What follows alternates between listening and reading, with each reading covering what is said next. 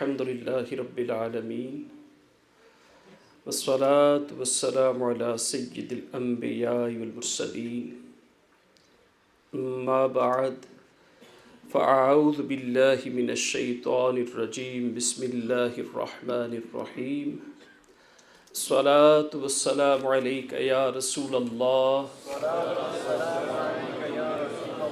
الصلاة والسلام علیک یا حبیب اللہ الصلاة والسلام علیک یا نبی اللہ وعلی آلک واصحابک یا نور اللہ۔ حضور نبی اکرم سرور دو عالم نور مجسم شفیع معظم رسول محتشم شاہ آدم و بنی آدم صلی اللہ تعالی علیہ وسلم کی ذات اقدس پر درود و سلام پڑھنا بے شمار فضیلتوں اور برکتوں کا ذریعہ ہے اور اللہ تعالیٰ کی بارگاہ میں بڑا کی پسندیدہ عمل بھی۔ خود نبی اکرم صلی اللہ تعالی علیہ وسلم نے اس کی ترغیب ارشاد فرمائی، اس کے اجر کو بیان فرمایا، پڑھنے والے کو جو برکات نصیب ہوتی ہیں ان کا ذکر فرمایا، محروم رہنے والوں کے لیے وعیدیں بیان فرمائی۔ اور بعض روایات ایسی ہیں کہ جب بندہ مومن سنتا ہے تو پھر اس کا دل چاہتا ہے کہ بس یہی عمل کرتا چلا جاؤں۔ حضور نبی اکرم صلی اللہ تعالی علیہ وسلم نے ارشاد فرمایا کہ اسمع الصلاۃ اہل محبتی و عارفہم، کہ عاشقوں کا درود میں خود سنتا ہوں، و عارفہم، اور انہیں پہچانتا بھی ہوں۔ اب ایک بندہ مومن کے لیے، غلام مصطفیٰ کے لیے، عاشق رسول کے لیے کتنی بڑی فضیلت کی بات ہے کہ جب اس کو پتہ چلے کہ جو میری زبان سے نکلنے والے الفاظ ہیں یہ حضور علیہ الصلوۃ والسلام کی بارگاہ میں پہنچیں گے، آقا علیہ الصلوۃ والسلام سماعت فرمائیں گے، تو اتنی ہی فضیلت بڑی ہے ایک بندہ مومن کے لیے کہ میرے الفاظ سرکار کی بارگاہ میں پہنچیں گے۔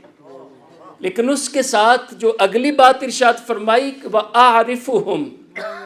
کہ میں انہیں پہچانتا بھی ہوں، یعنی الفاظ بھی پہنچیں گے، درود بھی پہنچے گا، اور پڑھنے والا حضور علیہ الصلوۃ والسلام کی پہچان میں بھی آ جائے گا۔ اور ہم سب جانتے ہیں، ہمارا یہ عقیدہ بھی ہے کہ کل بروز قیامت جس کو میرے آقا صلی اللہ تعالی علیہ وسلم فرما دیں گے کہ ہاں میں اس کو جانتا ہوں کہ یہ میرا غلام ہے، یہ میرا چاہنے والا ہے، ارے یہ تو وہ ہے جو صبح بھی درود پڑھتا تھا، دوپہر کو بھی درود پڑھتا تھا، رات کو بھی درود پڑھتا تھا، گھر سے نکلتا تھا تو درود پڑھتا تھا، گھر میں آتا تھا تو درود پڑھتا تھا، یہ سونے لگتا تھا تو درود پڑھتا تھا، صبح جاگتا تھا تو درود پڑھتا تھا۔ اور جب ہر مرتبہ ہی اس نے محبت سے پڑھا ہوگا تو میرے آقا صلی اللہ تعالی علیہ وسلم یقیناً اسے پہچانیں گے بھی اور اس کی شفاعت بھی فرمائیں گے۔ اللہ تبارک و تعالی ہمیں کثرت سے درود و سلام پڑھنے کی توفیق عطا فرمائے۔ صلو علی الحبیب صلی اللہ تعالی علیہ وسلم۔ الحمدللہ میلاد مصطفیٰ صلی اللہ تعالی علیہ وسلم کا مہینہ جاری و ساری ہے، چار دانگ عالم عاشقان رسول محفلیں سجا رہے ہیں، اجتماعات ہو رہے ہیں، اور اسی طرح ہم یہاں فیضان جمال مصطفیٰ میں جمع ہیں، دعوت اسلامی کے زیر اہتمام جو یہاں اس علاقے کا ہفتہ وار اجتماع ہوتا ہے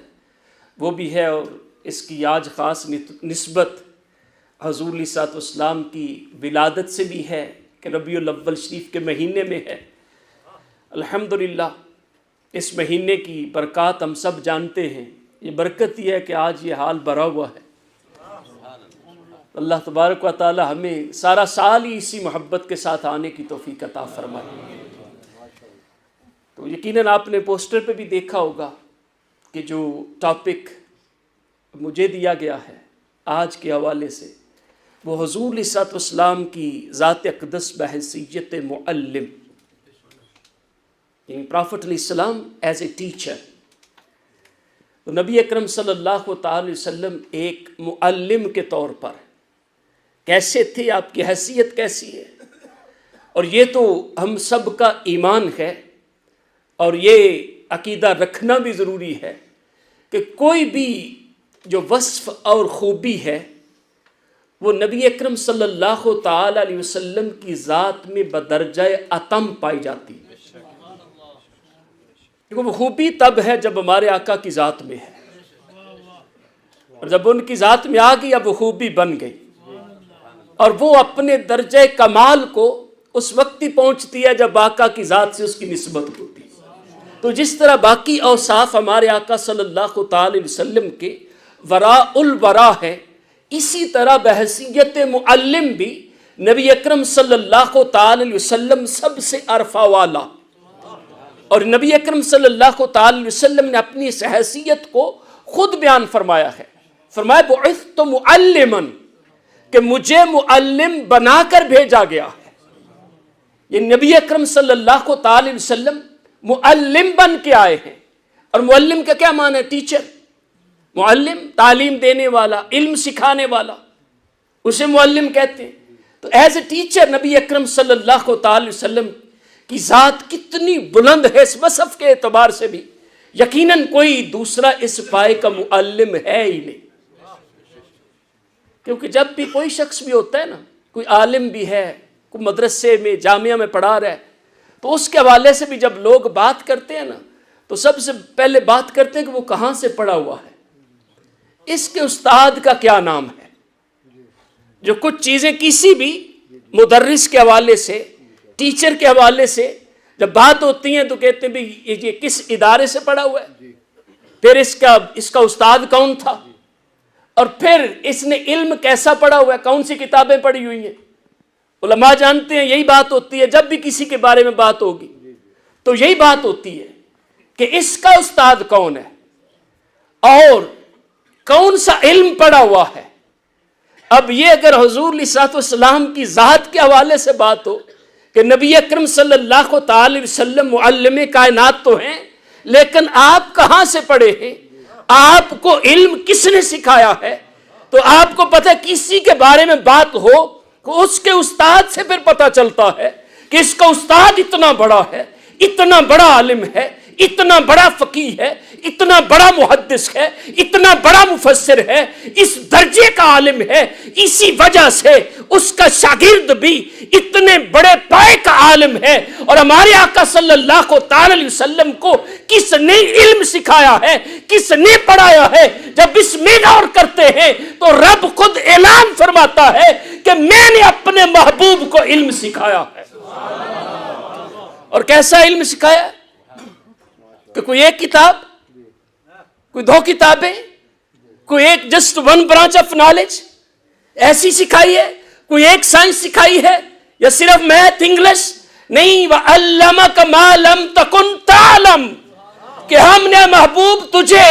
ہر وہ شے سکھا دی ہے، ہر چیز کا علم دے دیا ہے. پہلے جو تجھے علم نہ تھا اب دینے والا خدا ہے، اور دے رہا اپنے محبوب کو ہے. اور کیا دے رہا ہے؟ فرمایا جو کچھ آپ نہیں جانتے تھے سب کچھ آپ کو عطا کر دیا.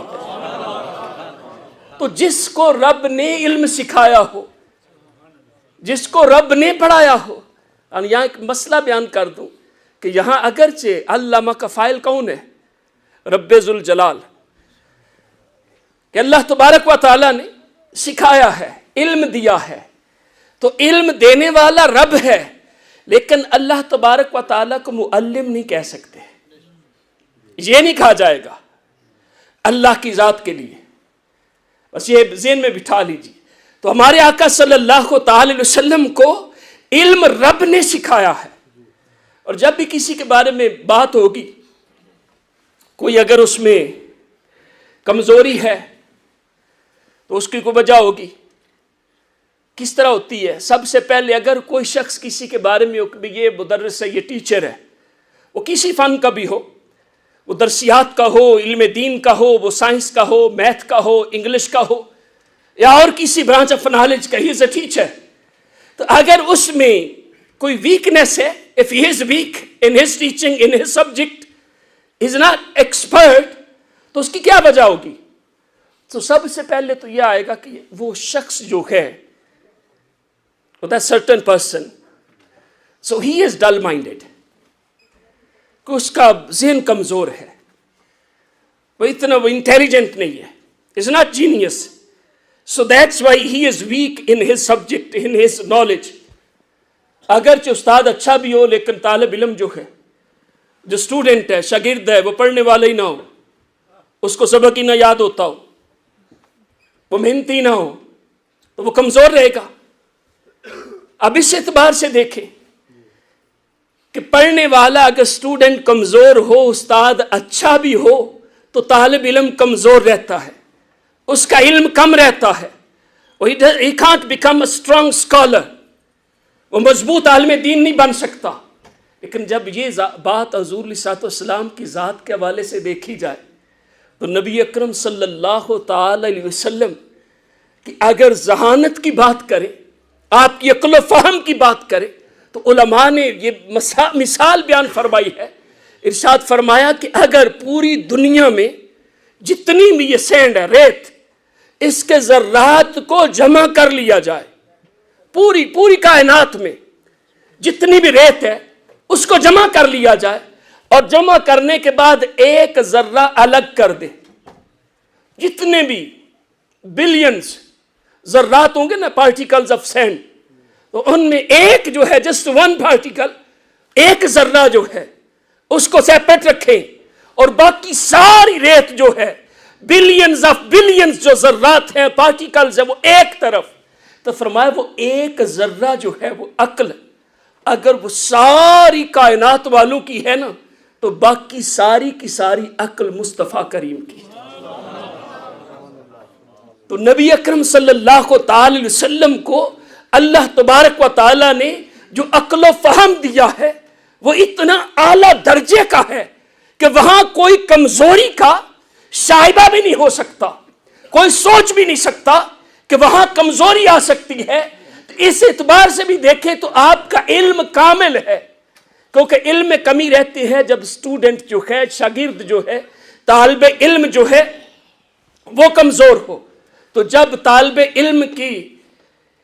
اس کے اندر کوئی کمزوری ہے ہی نہیں تو وہ کیسے کمزور رہے گا؟ ہمارے آقا صلی اللہ تعالی علیہ وسلم کو اللہ تبارک و تعالی نے ایسی عقل و فہم عطا کی. پھر یہ ہوتا ہے کہ جو ٹیچر ہے نا، جو پڑھانے والا ہے، اس میں کوئی کمزوری ہے. جو ٹیچر جو ایک طالب علم کو تیار کر رہا ہے، اس میں کوئی کمزوری ہے، وہ ویک ہے. سو ہی از ناٹ ایکسپرٹ. جو علم وہ دے رہا ہے اس میں وہ ماہر نہیں ہے، بس گزارا کرتا ہے. ایسا ہو تو پھر بھی طالب علم کمزور رہتا ہے، اس سے علم لینے والا پھر بھی کمزور رہتا ہے. لیکن ادھر تو جو محبوب علیہ الصلوۃ والسلام کو پڑھانے والا ہے، جو سکھانے والا ہے، اس کی ذات میں تو کمی کا کوئی شائبہ ہو سکتا ہی نہیں، اس کے علم میں کوئی کمی ہو سکتی ہی نہیں. تو جب وہ کامل ہے، پڑھانے والا بھی کامل اور پڑھنے والا بھی کامل. اور پھر تیسری وجہ ہو سکتی ہے کہ ٹیچر بھی اچھا ہے، طالب علم بھی ذہین ہے، لیکن جو علم دے رہا ہے نا، وہ جس کو پڑھا رہے نا، وہ اس کا محبوب نہیں ہے، اس کو اتنا پسند چاہتا نہیں کہ اس کو سارے کا سارا علم دوں، وجہ تب اس کو ایک حد تک ہی رکھوں. تو پھر بھی بعض اوقات وہ ٹیچر اسے پورا علم نہیں دیتا. لیکن یہ بلا تشبیہ تو یہاں جو علم دینے والا ہے وہ رب ذوالجلال ہے، اور جس کو علم دے رہا ہے وہ رب کا سب سے بڑا محبوب ہے. تو جب ان کو رب نے علم دیا ہے تو یقیناً کامل درجے کا علم عطا کیا. وہی محبوب بھی ہیں سب سے بڑے، وہی سب سے بڑے ذہین بھی ہیں، اور جو ان کو علم دے رہا ہے اس کی ذات میں، اس کے علم میں کوئی کمی کی بات ہی نہیں. اور ایک چوتھی بھی وجہ علماء نے بیان فرمائی ہے. فرمایا کہ ایک وجہ یہ بھی ہو سکتی ہے کہ ٹیچر اچھا ہے علم دینے والا اچھا ہے، بہت قابل ہے، علم رکھتا ہے، لیکن ہے بخیل، بخیل ہے کہ دیتا ہے سکھاتا ہے لوگوں کو لیکن تھوڑا تھوڑا. ٹھیک ہے، یہ بھی وجہ ہو سکتی ہے، لیکن یہاں جو علم دینے والا ہے وہ رب ہے، اپنے محبوب کو دے رہا ہے. اور وہ رب کہ جس کی طرف کنجوسی کی تو نسبت ہو ہی نہیں سکتی، بلکہ وہ تو سب سے بڑا سخی ہے، سب سے بڑا جینرس، سب سے بڑا جو ہے وہ سخاوت کرنے والا وہ رب ہی ہے. اور جب وہ اپنے محبوب کو علم دے رہا ہے تو یقیناً پوری سخاوت کے ساتھ دے رہا. جب اس اعتبار سے اپنے محبوب کو علم دیا تو وہاں تو کسی قسم کی کوئی کمی نہیں نہ ہوگی. اور اعلان بھی فرما دیا کہ ما لم تکن تعلم، جو آپ نہیں جانتے تھے، جو بھی نہیں جانتے تھے، وہ سب کچھ آپ کو عطا کر دیا، وہ سارا علم جو ہے وہ سکھا دیا ہے. اب اللہ تبارک و تعالیٰ نے علم سکھا دیا اپنے محبوب کو، اور نبی اکرم صلی اللہ علیہ وسلم نے فرمایا کہ مجھے جو ہے وہ معلم بنا کر بھیجا گیا ہے. ہمارے آقا صلی اللہ علیہ وسلم معلم ہیں، آپ آگے علم دینے والے ہیں. اور حضور نبی اکرم صلی اللہ علیہ وسلم کی ذات اقدس کو دیکھیں تو جو ہمارے آقا صلی اللہ علیہ وسلم نے علم عطا کیا ہے، جو پہلی کلاس تھی، جو پہلا بیچ تھا، ہمارے آقا صلی اللہ علیہ وسلم کی بارگاہ میں بیٹھنے والا، علم سیکھنے والا، ان ہستیوں کی بات ہی کیا ہے. پہلے بیچ کی یا پہلے قرون میں جو سب سے پہلے آقا کونین کی بارگاہ سے سیکھنے والے تھے، انہی کو صحابہ کرام کہتے ہیں، جن کو نبی اکرم صلی اللہ علیہ وسلم نے سکھایا. تو جب اتنا بڑا استاد ہو، اتنا بڑا معلم ہو کہ جس کے علم میں کمی نہیں، جس کی ذہانت میں کمی نہیں، جس ذات نے علم دیا اس نے کچھ چھپایا نہیں، اس میں بخل نہیں تھا، تو وہ خود کتنے بڑے معلم ہوں گے. تو جو ان سے سیکھنے والے طلباء تھے، علم لینے والے تھے، ان کا کتنا مقام ہے. آپ دنیا میں دیکھ لیں، کسی بڑے سے بڑے استاد کے پاس جائیں یا اس کے شاگردوں کو دیکھیں، جس کا دنیا میں شہرہ ہے، وہ بھی یہی کہے گا کہ فلاں فلاں جو ہے میرے شاگردوں میں کمال کے عالم ہیں، فلاں جو ہے وہ اس سبجیکٹ میں ایکسپرٹ ہے، فلاں جو ہے وہ فقہ میں ماہر ہے، فلاں جو ہے وہ حدیث میں ماہر ہے، فلاں جو ہے وہ تفسیر میں ماہر ہے، فلاں جو ہے وہ فلاں سبجیکٹ کا ماہر ہے، فلاں صرف میں، فلاں نحو میں، یا دنیاوی اعتبار سے لیں تو وہ میتھ میں ماہر ہے، وہ انگلش میں ماہر ہے، وہ سائنس میں ماہر ہے، ایکسپرٹ ہے. کوئی بھی دنیا میں ایسا استاد نہیں ہے جو اپنے اول سے لے کر آخری شاگرد تک کہے کہ کسی کے پاس جاؤ، جو سیکھنا چاہو سکھا دے گا، کامیابی ملے گی دنیا میں بھی آخرت میں بھی. کائنات میں ایک ہی معلم ایسا ہے جس نے ایسے طالب علم پیدا کیے، ایسا علم دیا کہ برملا اعلان کر دیا قیامت تک کے لیے کہ اصحابک النجوم فبأیہم اقتدیتم فاقتدیتم. فرمایا کہ میرے صحابہ ستاروں کی مانند ہیں اول سے لے کر آخر تک. ارے جس کی پیروی کرو گے تم ہدایت پا جاؤ گے. اے کوئی ایسا معلم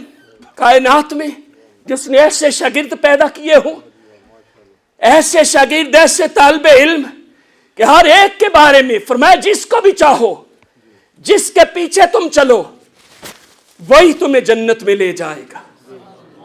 دنیا میں بھی کامیاب ہوں گے، آخرت میں بھی کامیاب ہوں گے. یہ ہمارے آقا صلی اللہ تعالی وسلم کی حیثیت ایز اے معلم کہ کبھی آپ نے ایسا دعویٰ نہیں سنا ہوگا دنیا میں کہ کوئی ایک بھی ایسا پروفیسر دنیاوی تعلیم کے اعتبار سے دیکھ لیں، دینی تعلیم کے اعتبار سے دیکھ لیں کہ وہ دعویٰ کرتا ہو کہ میرے سارے طلباء قابل ہیں، سارے کے سارے. اور یہاں صرف دنیا کی بات نہیں، یہ ہدایت کا تعلق آخرت سے ہے. اس کا ثمرہ جو ہے وہ آخرت میں ملنا ہے. فرمایا کہ کسی ایک دو کی نہیں، صرف خلفائے اربعہ نہیں، صرف عشرہ مبشرہ نہیں، صرف اصحاب بدر نہیں، صرف جو فتح مکہ سے پہلے ایمان لانے والے نہیں، فرمایا صحابی کا نجوم، میرے سارے کے سارے صحابہ ستاروں کی مانند ہیں، جس کے پیچھے چلو ہدایت پا جاؤ گے۔ تو حضور نبی اکرم صلی اللہ تعالی وسلم نے اپنے صحابہ کو کیسا علم عطا کیا تھا، کیسے ان کو پڑھایا ہے۔ اور دیکھیں، اور ہر شخص جو ہے نا، ہر شخص بالخصوص جو شخص صاحب اولاد ہے، وہ اپنی اولاد کا معلم ہے، اپنی اولاد کا وہ استاد ہے۔ اور حدیث پاک میں بھی ہے کہ کسی باپ نے اپنی اولاد کو ادب سے بڑھ کر کوئی اور علم نہیں دیا۔ سب سے بڑھ کر جو علم اپنی اولاد کو کسی نے سکھایا ہے، فرمایا وہ ادب ہے۔ اور حکیم الامت مفتی احمد یار حنیمی علیہ رحمہ اس کے حوالے سے فرماتے ہیں کہ یہ جو فرمایا کہ ادب سے بڑھ کر، تو اس سے کیا مراد ہے؟ فرمایا اس سے مراد صرف یہ نہیں کہ جو بظاہر جو رسپیکٹ کرتے ہیں، نہیں، ادب سے بڑھ کر فرمایا کہ اپنی اولاد کو فرائض و واجبات کا علم دینا، دینی تعلیم دینا، دین کے جتنے بھی فرائض و واجبات ہیں یہ اس ادب کے تحت آتے ہیں۔ تو اس سے بڑھ کر کسی باپ نے اپنی اولاد کو کوئی اور علم نہیں دیا اگر اس نے ادب سکھا دیا۔ اور سب سے پہلے ادب تو یہی ہے نا کہ اولاد کو اللہ اور اس کے رسول کی پہچان ہو۔ تو باپ بھی ٹیچر ہے، وہ بھی استاد ہے، وہ بھی معلم ہے۔ اور پھر نبی اکرم صلی اللہ تعالی وسلم کی ذات میں دیکھتے ہیں نا کہ کس کس اعتبار سے نبی اکرم صلی اللہ تعالی وسلم ایز اے معلم بھی یونیک ہے۔ آپ کی ذات منفرد ہے اس معاملے میں بھی، کوئی ثانی نہیں ہے۔ تو اگر آپ سیرت پڑھیں نا تو نبی اکرم صلی اللہ تعالی وسلم کا جو انداز تعلیم تھا وہ کتنا اعلیٰ درجے کا تھا، کتنا ہی اعلیٰ تھا۔ یعنی جو آپ کا سمجھانے کا انداز تھا، علم دینے کا انداز تھا، وہ بھی سب سے الگ تھلگ۔ اور آج بھی اگر کوئی اس کو اپنا لینا، چاہے وہ کسی سکول میں ٹیچر ہے، کسی مدرسے میں ٹیچر ہے، یا وہ اپنی اولاد کی تربیت کرنا چاہتا ہے، یا وہ مبلغ ہے، دوسروں کو نیکی کی دعوت دینا چاہتا ہے، دوسرے لوگوں کو دین سکھانا چاہتا ہے، تو نبی اکرم صلی اللہ تعالی علیہ وسلم کو اگر وہ بحیثیت معلم دیکھے تو وہ اتنا کچھ سیکھ لے گا کہ اس کے حق میں سکھانا اور اس کے آگے بیٹھنے والوں کا سیکھنا آسان ہو جائے گا۔ نبی اکرم صلی اللہ تعالی علیہ وسلم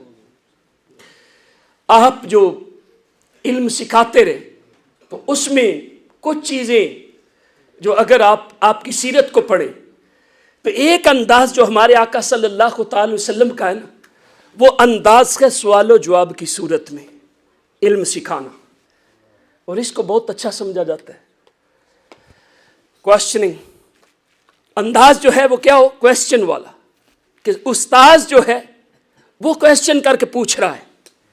اپنے طلباء سے، تو اب ان کی توجہ ہوگی اور فوراً جواب بھی دیں گے، اور اسی جواب پر پھر ان کو اپنا جواب دینا اور نتیجہ نکالنا۔ نبی اکرم صلی اللہ تعالی وسلم کا یہ انداز تعلیم، یہ آپ کی سیرت میں لکھا ہوا احادیث مبارکہ ہے۔ اس کی مثال دیکھیے، نبی اکرم صلی اللہ تعالی وسلم نے اپنے صحابہ کو فرمایا، میرے صحابہ، حدیث پاک کا مفہوم ہے، فرمایا کہ تم کیا کہتے ہو کہ اگر کسی شخص کے گھر کے آگے سے ایک نہر بہتی ہو اور وہ 5 وقت 5 times he does shower in that canal, that river، تو اس کے جسم پر وہاں کوئی میل رہ جائے گی؟ تو صحابہ اکرام نے فوراً کہا کہ نہیں، یقیناً جو 5 مرتبہ غسل کرے گا تو اس کے جسم پر کیسے میل رہے گی؟ تو میں اسی طرح جو مومن 5 وقت نماز پڑھتا ہے اس کا جسم گناہوں سے پاک و صاف ہو جاتا ہے۔ اب یہ کوشچننگ والا انداز تھا کہ خود ہی ایسا فرمائے، اور ایک دوسرے مقام پر پھر اسی انداز سے فرمایا، میرے صحابہ کہ پہلوان کون ہوتا ہے؟ یہ حدیث پاک کا مفہوم ہے کہ wrestler who is like a good wrestler, اچھا پہلوان کون سا ہے؟ تو صحابہ نے کہا تو ہم تو یہ کہتے ہیں کہ جو اپنے اپوننٹ کو پچھاڑ دے، who defeats his opponent، اپنے مد مقابل کو پچھاڑ دے، تو وہ جو ہے وہ پہلوان ہے۔ تو نبی اکرم صلی اللہ تعالی وسلم نے فرمایا وہ نہیں، پہلوان وہ ہے کہ جو غصے میں اپنے اوپر قابو رکھے۔ اب یہ ہمارے آقا صلی اللہ تعالی وسلم کا علم دینے کا ایک انداز ہے کہ جو غصے کے وقت جب وہ when he is in the state of anger, so he controls himself, so he is the big wrestler، وہ بڑا پہلوان ہے۔ صرف جو اپنے اپننٹ کو، اپنے مد مقابل کو، اس کو شکست دے، اس کو ڈیفیٹ کر دے، تو وہ نہیں، جو اپنے اوپر غصے کے وقت کنٹرول کرے وہ بڑا پہلوان ہے۔ تو نبی اکرم صلی اللہ تعالی وسلم کا ایک یہ انداز تھا، اور اسی طرح نبی اکرم صلی اللہ تعالی وسلم کا ایک انداز تعلیم یہ بھی ہے آپ کی سیرت میں، اور یہ بھی بہت پسند کیا جاتا ہے، اور اس لیے پسند کیا جاتا ہے کیونکہ اس کا تعلق بھی ہمارے آقا کی ذات سے ہے، سرکار سے ثابت ہے۔ اور طلباء کہتے بھی ہیں، بعض اوقات ہم بھی ٹیچنگ کرتے ہیں تو کوئی مشکل بات ہو نا تو طلباء کہتے ہیں کہ کوئی ایگزامپل، کہ اس کی کوئی مثال ہو، تو مثال دے کر سمجھانا جو ہے، علم دینا، یہ بھی ہمارے آقا صلی اللہ تعالی وسلم کا انداز تعلیم ہے، بات کی مثال سے وضاحت کر دینا۔ تو نبی اکرم صلی اللہ تعالی وسلم نے اس طرح بھی وضاحت کی، اس طرح بھی تعلیم دی۔ تو خزاں کے موسم میں آقا کونین صلی اللہ تعالی وسلم باہر تشریف لائے اور ایک درخت کی ٹہنی کو پکڑا، اس کو شیک کیا، ہلایا، تو خزاں میں آپ دیکھتے ہیں کیسے نام ہی ہلائیں تو پتے جھڑتے رہتے ہیں، اگر خود آپ کسی ٹہنی کو ہلائیں گے تو وہ اس سے تو زیادہ پتے جھڑیں گے، تو پتے جھڑے تو نبی اکرم صلی اللہ تعالی وسلم نے، اور وہ جو پتے جھڑے تو اس کی طرف اشارہ کر کے اپنے صحابہ کو فرمایا میرے صحابہ، جب کوئی بندہ مومن نماز پڑھتا ہے نا تو اس کے گناہ ایسے جھڑتے ہیں جیسے اس درخت کے پتے جھڑے۔ تو یہ بیان کر کے سمجھایا، ایسے گناہ جھڑتے ہیں۔ تو ہم بھی غور کریں کہ نماز پڑھنے سے کس قدر گناہ جھڑتے ہیں، بندہ مومن کیسے اپنے گناہوں سے پاک و صاف ہوتا ہے جب وہ نماز ادا کرتا ہے۔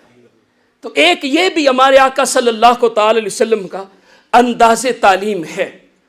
اور اسی طرح ایک اور جو آپ کی سیرت سے آپ کا انداز تعلیم ثابت ہے احادیث مبارکہ میں، وہ ہے کہ بات کو دہرانا، repetition, repeating. So any important point, whenever he mentioned, تو حی علیہ السلام repeated it few times، بلکہ بعض حدیثوں میں ایسا بھی ہے 6 times اور 9 times بھی، یعنی 3 times کا تو بے شمار جگہوں پر ہے نا، وہ سنتے بھی رہتے ہیں علماء سے، اور بعض ایسی حدیثیں ہیں کہ 9 times کا بھی ذکر ہے کہ نبی اکرم صلی اللہ تعالی وسلم نے اتنی مرتبہ جو ہے وہ بات دہرائی۔ یہ بھی آپ کا انداز تعلیم تھا، اور ہم سے ہمارا بچہ یا ہمارا شاگرد یا ہم کچھ اور ایز اے لائک امام مسجد سکھا رہے ہیں یا ہمارے مبلغین سکھاتے ہیں مدرسۃ المدینہ بالغان میں، تو یہ سب کو سیکھنا چاہیے کہ کہیں ایسا نہیں کہ آپ سے کوئی ایک مرتبہ بات آپ نے کی اور آپ سمجھ گئے کہ جی سب سمجھ گئے، ضرورت نہیں۔ بعض اوقات یہ بھی ہو سکتا ہے کہ پہلی مرتبہ جب آپ نے بات بیان کی تو سب کی توجہ ہی نہیں تھی، ممکن ہے، اور پھر دوسری مرتبہ کی تو کچھ کی توجہ ہوئی، پھر کچھ رہ گئے، تیسری مرتبہ کریں گے اور جب سنت کی نیت سے کریں گے تو انشاءاللہ سب تک بات پہنچ جائے گی۔ تو ایک یہ بھی کہ بات کو دہرانا جو ہے یہ بھی ایک اچھے استاد کی علامت ہے، اچھے استاد کی علامت ہے، کیونکہ یہ سب سے بڑے معلم کا انداز ہے۔ کائنات میں جو سب سے بڑے معلم ہیں ان کا انداز تدریس، انداز تعلیم یہ ہے کہ بات کو جو ہے وہ دہرانا، کہ بات کو ریپیٹ کیا جائے۔ تو جب ہم بھی کسی کو کوئی بات سکھائیں تو ہمیں بھی چاہیے کہ ہم بات کو ریپیٹ کر دیں، کوئی حرج نہیں۔ اور اگر کوئی بعض اوقات پوچھ لے تو ہمارا انداز یہ نہیں ہونا چاہیے کہ اس کو ڈانٹ دے، بھئی ابھی تو بیان کیا ہے، ابھی بات بتائی ہے، بھول گئے، توجہ کہاں تھی؟ تو ایسے نہیں علم دیا جاتا، اس طرح تو بدظن ہوگا۔ اب سیکھنے کے لیے بیٹھا ہے تو آپ اس کو محبت سے سکھائیں، اولاد بھی بات پوچھے تو اس کو محبت سے بتائیں، آپ دہرا دیں بات، اگر اہم ہے تو پھر تو ضرور دہرائیں۔ اسی لیے آپ مساجد میں علماء جب اعلان کرتے ہیں تو آپ نے دیکھا ہوگا کہ اکثر اوقات 3 مرتبہ اعلان کرتے ہیں، وہ علماء بھی حضور علیہ الصلوۃ والسلام کی سنت پر عمل کرتے ہیں، تاکہ لوگوں تک یہ امپورٹنٹ اناؤنسمنٹ ہے، لوگوں تک جو ہے یہ بات پہنچ جائے۔ اور پھر ایک یہ بھی نبی اکرم صلی اللہ تعالی وسلم کا انداز تعلیم کہ بات کو آسان کر کے بیان کرنا، آسان کر کے، مشکل نہیں، ورنہ ہمارے آقا صلی اللہ تعالی وسلم سے بڑھ کر فصیح و بلیغ کون ہو سکتا ہے؟ ایک ایک حدیث علماء نے، محدثین نے نکالی نا، کہا کہ ایسے یعنی ذخیرہ جمع کیا حدیث کا، پھر ایک کتاب بنائی، پھر ایسا بھی ہے، فرمایا ایک محدث نے کہا کہ یہ 4 حدیث پورے دین کی بنیاد ہیں، اور بعض علماء نے تو کہا کہ بس ایک حدیث بھی لے لیں تو پورا دین جو ہے اس کی وضاحت میں آ جاتا ہے۔ تو حضور علیہ الصلوۃ والسلام سے، کیونکہ آقا علیہ الصلوۃ والسلام نے فرمایا نا کہ مجھے جوامع الکلم عطا کیا گیا کہ ایک بات، یعنی ایک بات میں سب کچھ بیان کر دے، ایک لفظ میں ہی سب کچھ بیان کر دے۔ یہ آقا کونین صلی اللہ تعالی وسلم کی شان ہے، لیکن پھر بھی اس آقا کونین صلی اللہ تعالی وسلم کا انداز کیا تھا کہ بات کو آسان کر کے بیان فرماتے، اور حکم بھی دیا کہ یسروا ولا تعسروا، کہ آسانی دو، مشکل پیدا نہ کرو، تنگی نہ کرو لوگوں کے لیے۔ اور پھر ایک مقام پر فرمایا یسروا، اور ایک مقام پر فرمایا بشروا ولا تنفروا، لوگوں کے لیے آسانی پیدا کرو، ان کو بشارتیں دو، نفرت نہ دلاؤ۔ تو جو بھی بات کرنی ہے وہ اس انداز سے کہ آسان کر کے، کوئی دین کا حکم بھی بیان کرنا ہے وہ اس انداز سے بیان ہو کہ لوگوں کو آسان لگے، وہ انداز نہ ہو کہ جس میں وہ مشکل میں پڑ جائیں۔ یہ بھی حضور علیہ الصلوۃ والسلام کا انداز تعلیم تھا۔ اس طرح بھی آپ آسان کر کے سمجھاتے تھے، باتوں کو مثالیں دے کر سمجھاتے تھے، بات کو بار بار دہراتے تھے تاکہ ان کے ذہنوں میں بیٹھ جائے۔ اور اسی طرح اگر کسی سے کوئی غلطی ہو جائے تو اس کو ڈانٹنا نہیں، اس کو محبت سے سکھانا۔ ایک صحابی نے، وہ کہتے ہیں کہ میں کہیں گیا ہوا تھا، اس سے پہلے نماز میں کلام کرنا یہ جائز تھا، واپس آیا تو ممانت آ چکی تھی، نہیں آ چکی تھی کہ اب نماز میں کلام نہیں کریں گے۔ تو کہہ رہے میں نماز شروع ہوئی، میں کھڑا ہوا جماعت میں، تو ادھر کسی کو چھینک آئی۔ اب چھینک آئے تو الحمدللہ کہنا سنت ہے، اب جو سنیں گے اس کے لیے ضروری ہے وہ جواب دے یرحمک اللہ۔